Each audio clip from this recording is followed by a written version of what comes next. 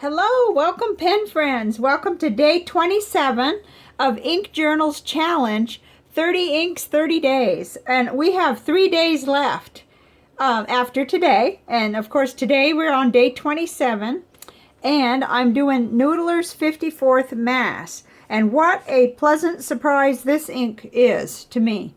I know other people liked it, but I had a concern about it, and it just didn't turn out to be what I thought at all. It's wonderful ink. And let's dive right in here to the water tank first. I keep forgetting that. Let's put the ink sample on the Rhodia dot pad into the bath, and I'm pretty sure I know what's going to happen with this, even though I haven't tried it, because I did some reading when I looked at where we could buy it. Okay, this is yesterday's Kirschner Black Rose. You can read everything on it. Of course, it takes away the color that it has to start with there, but you can read it. So that's interesting. That's quite water resistant. Just wanted to show you for your information there.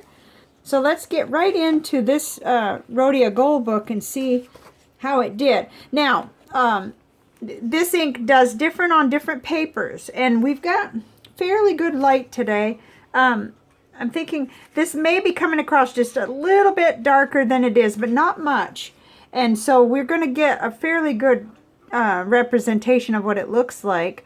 And it did not, let's see, it did not bleed through this paper. It tried, and this is really good paper. So, but I'll show you there was different results on other papers, which, and that was where I did put it on real heavy. But it does spread a little bit on here. So you can see that, like, compared to the Diamine Blue Pearl, you know, the letters often look a little thicker. So you could call that feathering, I guess. It doesn't look terrible, but it is a little different. But that's okay because I found paper that it likes. So I love the shade of this ink. It's very, very pretty. It is available at Goulet Pens in the 3 ounce, which is 90 milliliters. So that's a lot of ink. And it's $12.50 for that. So that's a really economical ink. And 2 milliliter sample is $1.25. So my first impressions are that I love the color. And I've since I wrote this, written a letter with it, and I've gone on to all the different papers, which we'll look at. It concerned me because as soon as I did the research about how much the rest of the ink would cost, you know, all I have is my little sample from, it's a 3 milliliter sample from Anderson Pens. It said bulletproof legal blue black, and I thought, oh no, there's that permanent business again, and it can really wreak havoc with paper. But it wrote really well on the Tomoe River Paper that I write letters with, and that was the first that I wrote a letter with it. Whoops. Okay, so let's get in. This is the Tomoe River Paper in the Cafe Note from Nanami Paper Company, and I did my morning notes about my intermittent fasting and low carb, and I was so pleased with this because I tested it in the back of the book and it doesn't bleed through. It has heavy shadowing, but that's what you're going to get with or ghosting or whatever you want to call it, with the thinner papers anyway. It doesn't bother me a bit. And let's go backwards to there. Even there in the beginning of the dip, heavy shadowing but no bleed through. So it behaves better than some of the other bulletproof inks that I've looked at recently. And so I like that because if it can write in here, this is something, if I have pens inked up, and if I have a pen with this ink, I'm not going to want to have to try to remember which one writes where. You know, I'm kind of lazy that way, but and everything's going real good except the leg cramps came back last night. Darn, that was no fun. Okay, so on the envelopes, here we have the Clairefontaine Triumph envelope. Oh, I got so much in there, and it did fine on there. It looks good, except my messy writing, but I tend to rush these out, I think. And then on the Ampad cheaper one, it does it exactly like it does on everything else. However, it looks like you could trust that on an envelope. So you might live with that, knowing that it wasn't going to go away or anything. So, okay. Now, on the Leuchtturm paper, It's kind of like a gray area. It tries to bleed through. Let's see if we can see that. It's right there. It isn't bad, but and you probably won't be able to see it too much. So it would be, I could probably live with that. I would just want to write right along. I wouldn't want to be making putting down lots of, but this is a broad nib, so that's pretty darn good for a permanent ink like that. And then on the Clairefontaine, no problems at all. This is Clairefontaine Spiral Notebook. Looks good. It has nice shading, and I just love the color of this ink. So, okay, same thing on the CVS Caliber paper. It looks really nice. We didn't have anything really, really close to it. Maybe the Diatramentus Document Fog Gray. Let's see how that had done. See, everything does good on here. Wherever I see smudges, I don't see that connecting with what was written. It's some error I've made by setting something down on it too soon, or setting this down on something. But no bleed through or anything on CVS Caliber paper. Okay, and then on Rhodia dot pad, we're on the back now because this is almost done. I wrote down shadow only, so of course this is really good paper too, and you could see a little more shadow than you normally can, but that's nothing. That's no problem at all. In fact, I'm sure some of the other inks did that too. Okay, and then it had bleed through on the Office Depot College Ruled Notebook, but I wrote light, so let's take a look at that. First, let's see it. There may be a little bit of feathering, but it isn't like ugly. It's just the fact that I know that right up here was another color that it doesn't look as wide or thick. So yeah, there was significant light bleed through there. That might bother some folks, so I wanted to show you. But really, the fact that it's okay on the Leuchtturm, you know, it's a fine line, but it's okay on there, and it's okay on the Rhodia. And I did write in this notebook, so this is an ink I would actually enjoy. I really enjoy. I like the color, and for letter writing, it was so nice. I wrote a letter with it that went into a packet, and I'm just excited about that. So let's get into the comparisons. I got a little bit of a hodgepodge here for you.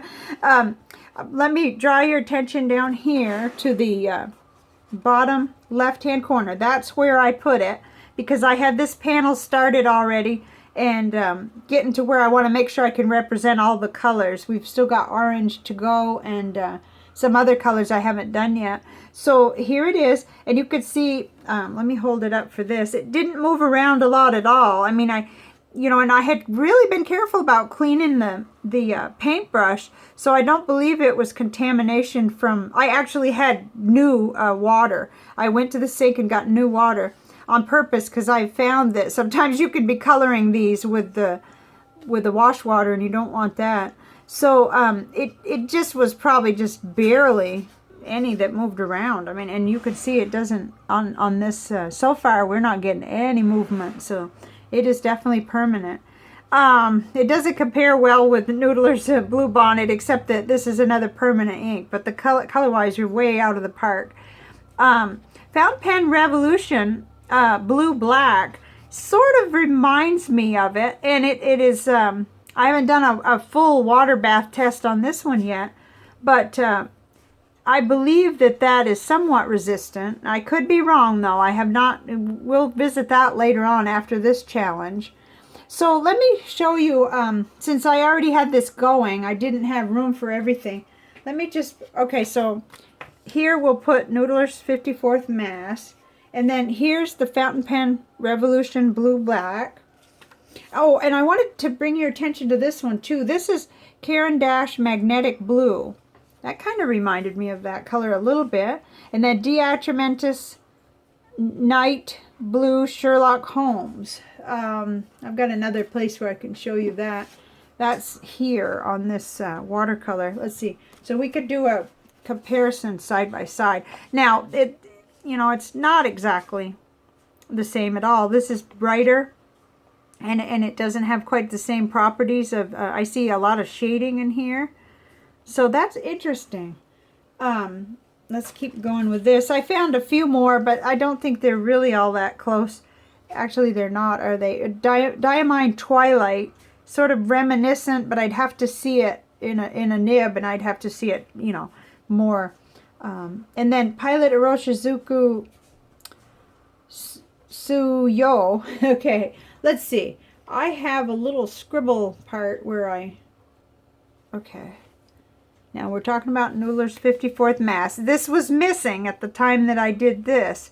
So it's not really all that useful to us, but we do see the Caran d'Ache magnetic blue does move around more than the Noodler's Mass did. And same thing with the Fountain Pen Revolution blue black. It's not as permanent as this. I could at least say that with confidence.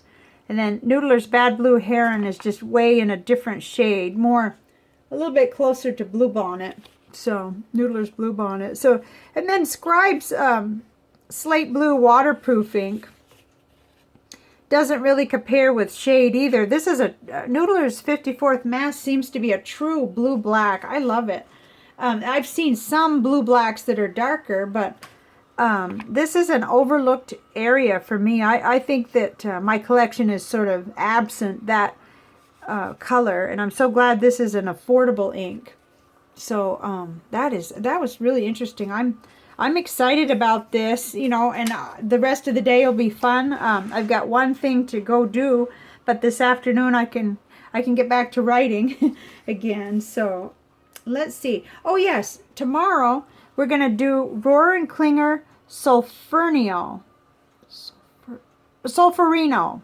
I'm not sure. Oh, I can't pronounce these things. Okay, and this is new to me, a little sample that I got from Goulet Pens. In fact, let's just, while we're at it here, I haven't gone too long yet. Let's lay out the next three, because we're in the final 3 days. So here are the final 3 inks in case you're interested. It's going to be tomorrow. We're kind of getting in that magenta, and then J. Arbonne Rue Granat is for you know, day 28. Whoa.